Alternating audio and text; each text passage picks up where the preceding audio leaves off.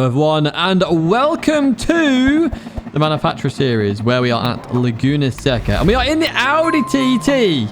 Now I'm going to show you some weaknesses of the Audi TT straight off the bat as we leave this pit. So as you can see, we were inside Gallo here, the Nations Cup champion. But watch this, a Citroen comes out of nowhere, goes inside of me, that's what she said, and then actually goes straight through me and overtakes me.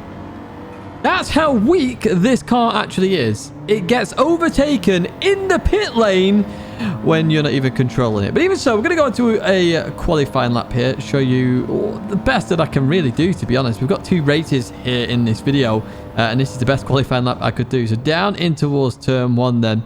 Now with this car, it doesn't have power understeer anymore. The one thing it does have is understeer at 90 miles an hour and above. And it's so random. So coming into here is absolutely fine. You can put your foot to the floor and off you go. But, you know, turning is fine as well. But this corner here, doing it at 90 miles an hour, you just understeer for days. You really have to lift off and then put the power on the exit. And it's like this weird 2 driving style combination. And do you know what? I actually hated it, man. I hated it. It was horrible to drive. It really, really, really was horrible to drive because I didn't know when I was going to get the weird understeer or whether the car would just stick. Now, I got a lot of weird understeer through there, quite a lot, not this lap. As you see, there's a BMW behind me in that rear view mirror. We're going to head up towards the corkscrew though, which is where this car can do very well in. We just cut the inside. We're just going to chuck it straight over here and it just sticks because it's front wheel drive and all the weight is on the front. So the car just plonks down onto the ground. And yeah, we're a poet and we didn't even know it. But in towards the penultimate corner then. Keeping that inside curb. Again, another corner I suffered some understeer on. I really didn't understand the understeer. And the final corner coming. So we've had slipstream most of the lap from Devil Soul. Devil Soul, thank you for that slipstream. Honestly, I really, really, really wanted that. You may have just seen the chat on the left where I say, please don't lap me. That's how worried I was for this car because, yeah, it just wasn't the greatest. I did race Quinton's RCZ actually in time trials. Up with P15, man. We are P15. What is that about? My word. Anyway, here we go. We're going to kick off this race then. And we got Aura up ahead of us. But yeah, I raced Quinton's Ghost and I was losing out on the straights and when I was going over 90 miles an hour. So I can only assume it's a problem with the car. But I think all FFs have some weird understeer on them. I don't know.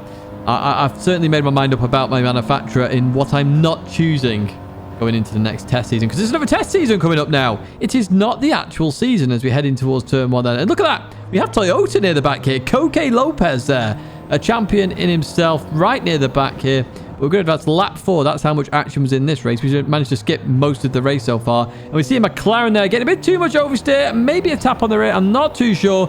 But up into P14 we go then. Happy days, at least we gained a position. Better than nothing. We are the lead FF car in this race as well, which, you know, we take the wins where we can. That is a win. Come through here and we make it through no problem. We advance a bit further on in the lap then, and this we've just got unsteered off to the realms with us. That is what that is. So unfortunately the Supra and the McLaren behind are going to catch up to us here, and we're going to get into a little bit of a race then as we leave the last corner. We are going to advance a bit further on to when this race really happens. So same corner again, this time not understeering to the realms. It does it perfectly. I don't get it, I really don't, as we then head towards this last corner, and the Supra comes in a bit too hot behind. Slight tap on the rear there from GTS 92. Let's go Manu, but pulls back in, and I believe does whack the hazards on at some point.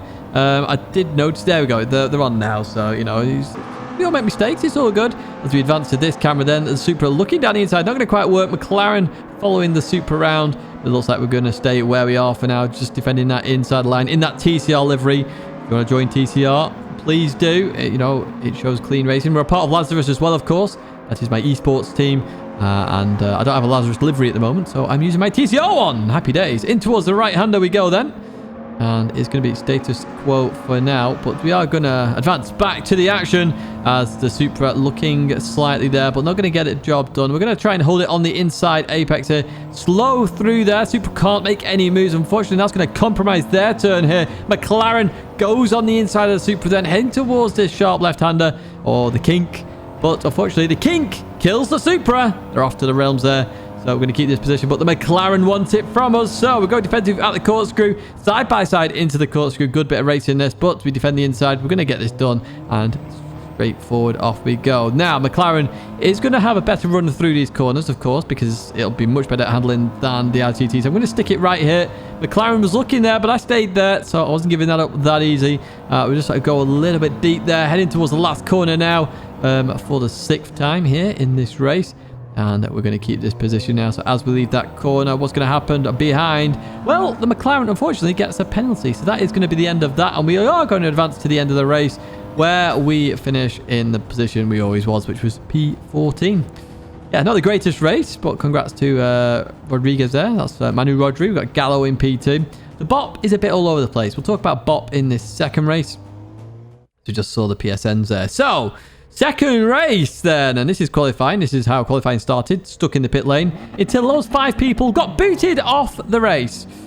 Yeah, not quite stable, these test races at the moment. But, you know, they are test races, so we'll give them some benefit of the doubt. But as we're going through here, I knew I needed the slipstream to survive. So I was trying to stay with Calster in the Genesis, which was one of my choices, but I didn't take. I'm now regretting that choice, as you will certainly see. And Koke goes off. Calster slows down as well, so we end up just stuck here, annoyingly, which is a bit frustrating because I needed a slipstream. Never mind indeed. What we are going to do is we are going to advance to what my fastest lap was in this qualifying session, which was lap number 3. It's a 29.0. We had a bit of the Jaguar slipstream there for a portion of the lap, which did help us out a little bit, but P14 out of 15. That's how bad it was. And trust me, it was horrible. So in terms of BOP, I realise BOP is all over the place at the moment, but this is what I'm hoping the test seasons are for, to look out for the BOP. You know, what is strong, what is not. I'm hoping they introduce the 3 balance of performances that should be in the game. So for those that don't know, in the manual, it says a high-speed BOP, a medium-speed BOP, and a low-speed BOP. Once they're introduced, hopefully it'll be better. In terms of fixing stuff, look at that rolling start on the minimap. Look at the massive gap, because most of us started on the bloody corner. That is a McTake. That can be fixed. That is stupid. You know, the first week of dailies, we got a perfect Nürburgring GP start. Why do we not have perfect starts everywhere else? Why are people starting 2 corners behind? I started 16 seconds behind the leader. Now, we've advanced to lap 4 here. Let's have a look what's going on here then, because we only advance when something's going to happen. So, something's definitely going to happen here. So, through the right-hander we go. We have a yellow flag in the distance. Who is this for? Well, there's a car on the side. It's a Supra. It's Koke Lopez off there. One of the champions of the live events, off meeting Barry R. But hey, we'll take P13. Happy days. We advanced to lap 7 then. And this is the final lap. So not much happening in this race at all. It was actually one of the most boring races in history. I've got to be honest with you. I was just bored at this point. I was just like, oh, I'm not picking Audi again, that's for sure. As we overtake Colin there in the Viper. So up into P12. So yeah, with the balance of performance at the moment, it's a bit all over the place. FF cars seem to be shocking at the moment in terms, well, the Audi TT especially. I just do not want to drive this car again at the moment. And actually, just on that note, Audi as a whole in the manufacturer, I think is one of the worst manufacturers at the moment to pick. The Audi R8, the new one, is a death trap. It more than likely wants to punt you off, send you to the realm, and every given corner, even in a straight line, it is a weight shift. And the TT, it just can't compete. You know, the tyre wear was quite small here, yet it was struggling with tyre wear. And the drive is those front wheels. So, Audi, unfortunately, is in the bin, as they say on Mighty Car Mods. In the bin. But congratulations to Aura, managing to win this race. Cal's up there in P3 in the Genesis. So I'm going to go to my other 3 choices and have a good look at them. And pick one of them, hopefully. I do hope you've enjoyed this video all the same, though. A bit of action in there. Just showing you what happened in the Manufacturer Series. The one I didn't stream. My logo's there if you want to subscribe and stay in touch with all the GT7 content. 2 videos there if you want to check them out, of course. But that is going to be it for me, folks. As I said, I do hope you enjoyed this video. And knowing my news that I'm not going with Audi for the next test season. That's it, though, folks. Au revoir and farewell.